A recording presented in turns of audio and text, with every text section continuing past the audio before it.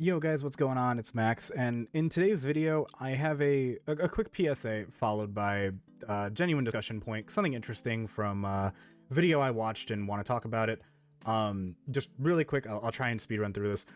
PSA, a few big content creators for Dead by Daylight have been stating that they have experienced or seen other streamers experiencing DDoS attacks from other people targeting streamers in the Dead by Daylight community. I'm stating this as of like March 13th. I'm recording this a couple hours before it's going to go out. And so just for the sake of this channel, I might not do a whole lot more Dead by Daylight for the time being until I see some more improvements, either that the issue goes away on its own, because it does seem like it's kind of just a wave of people that are doing DDoSing, or, you know, a security issue is resolved. I could just be playing on anonymous mode or using a VPN, but, you know, if the bigger content creators aren't doing it, I probably may not. So just as a fair warning, if I do switch up content over the next little bit of time while that might be resolved, don't be surprised. I will do my best to maintain Dead by Daylight stuff. I might use other people's footage and stuff for reference, or, you know, maybe try like VHS, something else similar. We'll find out. But I just wanted to let everybody know, if you are interested in playing the game, if you do stream, just be aware there are some issues of DDoSing going on. I doubt that's going to happen to the average Joe, but you never know. Just keep yourself safe. Of course, this game is, I don't think, fully worth some internet security issues, but granted, you know, people on the internet, they'll do what they do.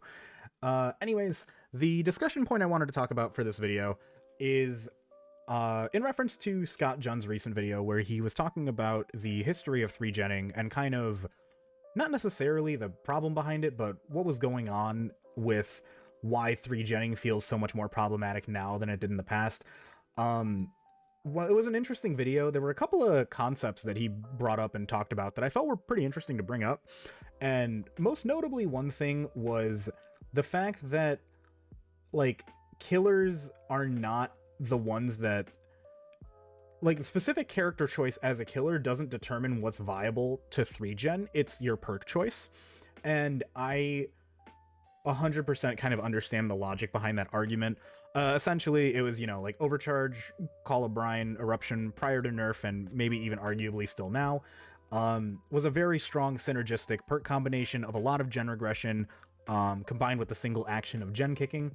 And so because of that, a lot of killers put two and two together, gears started spinning in their head, you know, like, if I just find the 3 generators close by and I just continuously have the ability to kick them in close proximity, I can lock that game down pretty well.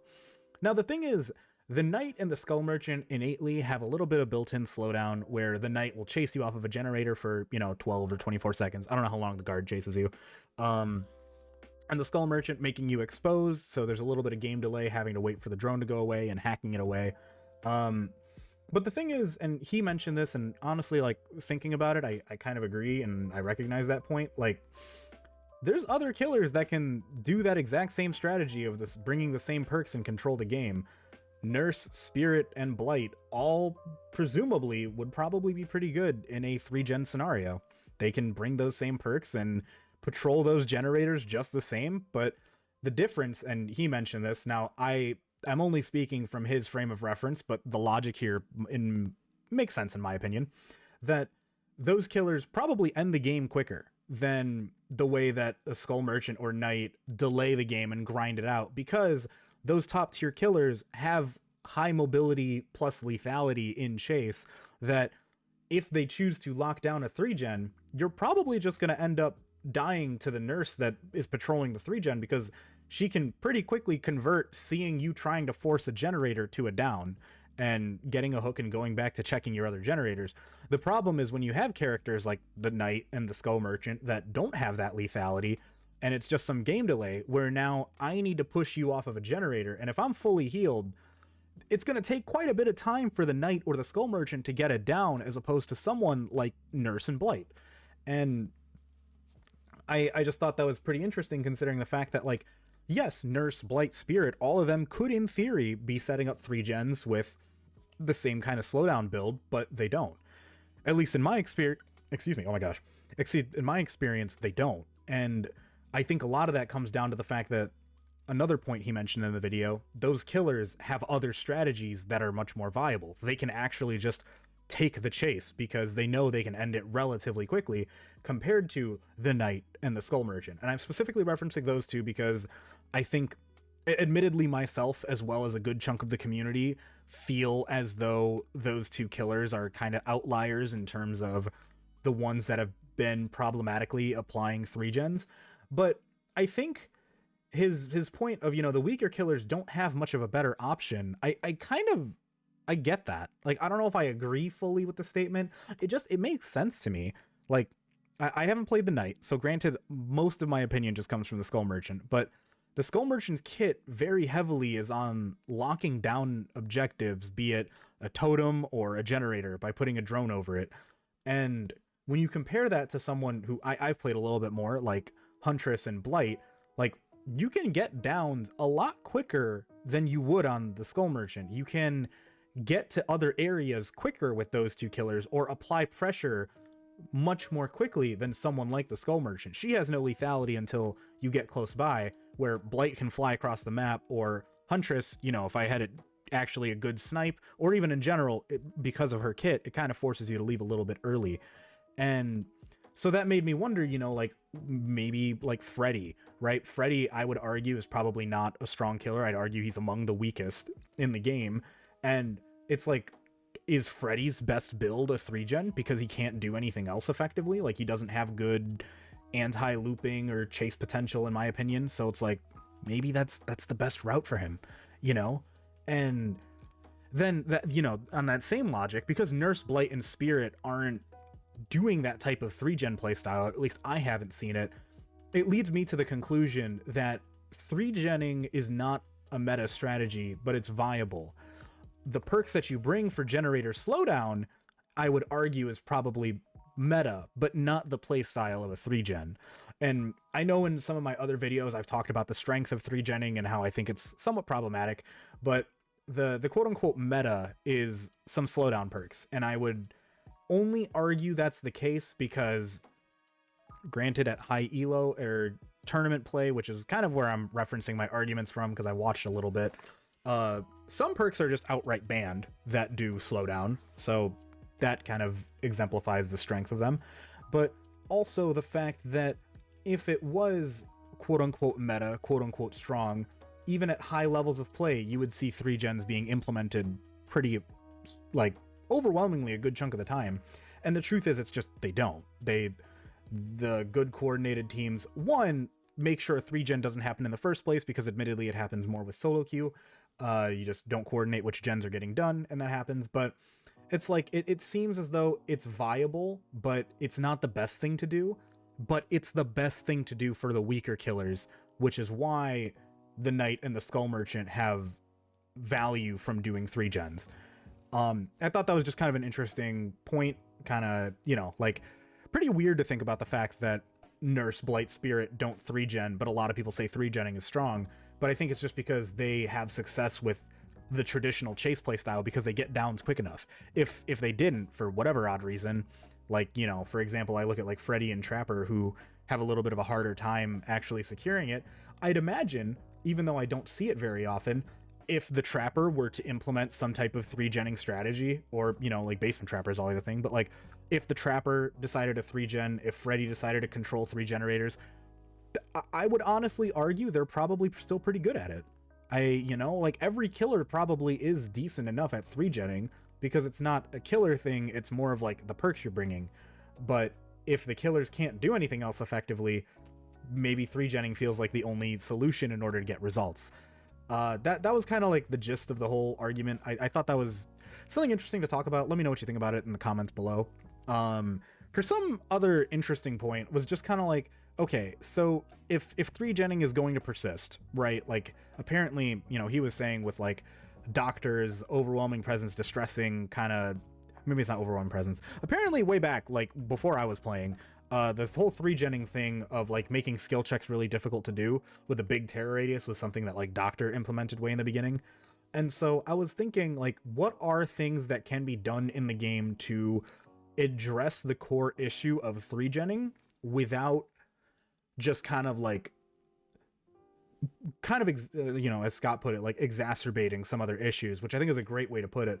Because if you buff the knight and the skull merchant, well, lo and behold, you're just giving them more, maybe it's not directly applying, but in theory, if you're only buffing them, you're only improving their 3-genning strategy. So buffing the weak killers doesn't work. Nerfing the strong killers doesn't do anything because you're, obviously not addressing the issue. So I was thinking there has to be some, in my opinion, fundamental core change to the game where 3-genning becomes more and more difficult. Now, granted, and I think it was April Ghost actually, in one of the comments of the videos was talking about it, Deja Vu is actually a pretty good way to deal with it, but a lot of people choose not to run it, and I think it's just people like doing more gimmicky builds, at least when I play with my friends. We're the idiots that are trying to power struggle all game, not doing generators. I'm the one that brings flashbang and head on as a survivor to have fun. Like, I get it, Deja Vu's not a fun perk, but it gets the job done, like it actually does do a good job of addressing the 3-gen situation. But one of the things that Scott brought up, which I think would be a great idea, is on maps where you can presumably force a 3-gen, would be, ignore the situation. I was trying to wait out a BT hit, but she had off the record, so I kind of got rolled. Is that for maps that have generator spacing that is pretty small, like, he said, like maps like Haddonfield, Dead Dog Saloon, smaller maps where inevitably 3-gens will happen and they're pretty small, is to push the generators towards the edge of the map, so you just innately get some more distance in between generators, and in their spawning logic that way make it a little bit harder to patrol the 3 of them, so that way no matter who you're playing, that 3-genning strategy is harder to do. I love that idea. I don't know how easily it's done, if that has to be like manual adjustment for them, or maybe if there's some spawning logic where there's a minimum distance that needs to apply between generators, that number increases, and then maybe you have increased, like for example, this generator right here, this one could be in shack, it could be on this rock. Hell, maybe it could just be on the edge of the map. Like, it probably wouldn't be fun. It makes the generator a lot more risky because you're not close enough to other tiles to play on, but maybe you just need to increase the spacing between them, and that could help at least a little bit. Another one, this might be more of a hot take idea, but just a proposed hypothetical, right? Maybe not make it a perk, because whenever, in my opinion, balancing a game around perks just, I don't know, I don't like that. I don't like the whole, like, oh, the solution to tunneling is just run, like, decisive strike. Like, I don't want to run a perk just to counter the, like, stronger strategies. Things like, at least when I was trying to grind, higher ranks way in the beginning of when I was playing, like, decisive strike and unbreakable and borrowed time were all almost necessary perks to bring, and then it was just like, some kind of exhaustion perk. That was basically like, it was dead hard, at least for me. But like, that felt like that was the meta. And maybe, right, just like a hypothetical, what if there was some core mechanic, maybe a perk, but I think it'd be cool as a core mechanic, if when there's only 3 generators left, that you can kind of like flip a little like kill switch on one of the generators already completed as a survivor, and you would shut it off entirely for the sake of, maybe it takes a little bit of time to channel it or something, but then you can pop that to another generator within that 3-gen area. So now all of a sudden, if I wanted to patrol this 3-gen, I can go across the map, shut off one of the generators we worked on. They're not going to get in the way of interrupting it, but then I can possibly sneak past where the person's patrolling a 3-gen, channel for a few seconds. Bam, progress is transferred from repairing a kill switch. You didn't net any more progress because you're basically just transferring the progress of one generator to another. But now in doing so, now you're breaking that 3-gen entirely, and the survivors have some power against the fact that a killer can just immediately find 3 generators in close proximity and lock it in place. Granted, this is like just off the top of my head. There's probably some balance issues with it that I'm clearly not seeing. You'll find people griefing with it. I understand, I don't want to go into too many specifics regarding my idea, but I think something like that could have merit, something of a give the survivors the opportunity to break a 3-gen at the expense of it probably being inefficient, something like it'll take 15 seconds to kill switch a generator and go 10 seconds to boot it back up, just arbitrary numbers I'm tossing at the top of my head. But like, if you did that, in untraditional just get the last generator done and get out scenario, you probably don't want to spend that 20 plus seconds plus moving between two generators to do a swap. But in a 3-gen situation as a survivor, I would probably 9 out of 10 times, if not more, take that opportunity to move one of the open generators completely away. You know what I mean? It's just a cool, weird, interesting thought that I thought would be possibly a cool route to fix the, you know, if 3-genning playstyles keep going. By the way, looking at different Skull Merchant builds, someone recommended me this build, Save the Best for Last, Eruption, Sloppy, Brutal Strength. Worked like a charm. I played several games with it and actually had a lot of success with it. So thank you for that build idea. That was actually really cool. I'm getting a little bit sidetracked. Let me know what you guys think about that whole, like, maybe generator kill switch idea to address 3-genning, what you guys think about that argument that 3-genning works on everybody, because I think it admittedly does, and it's something that I just don't really see or recognize, mostly because kind of what Scott phrased is like the worst killers in the game have that as like their only success avenue, whereas when you go to another killer like Nurse, Blight, Spirit, they generally have other strategies that are arguably more viable, or games end quickly where if they set up a 3-gen, you're not stuck for 20 minutes like you are with the Knight and the Skull Merchant. That's about it. Once again, from the PSA, if you guys made it all the way to the end of the video, I appreciate it.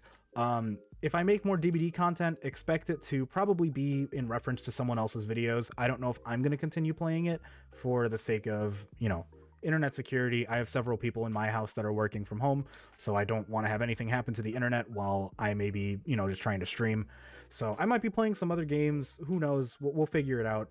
Let me know in the comments if you guys have ideas for, you know, what games I could be playing, or just some ideas to talk about, at least while this temporary DDoSing issue is occurring. It's unfortunate, but, you know, it happens.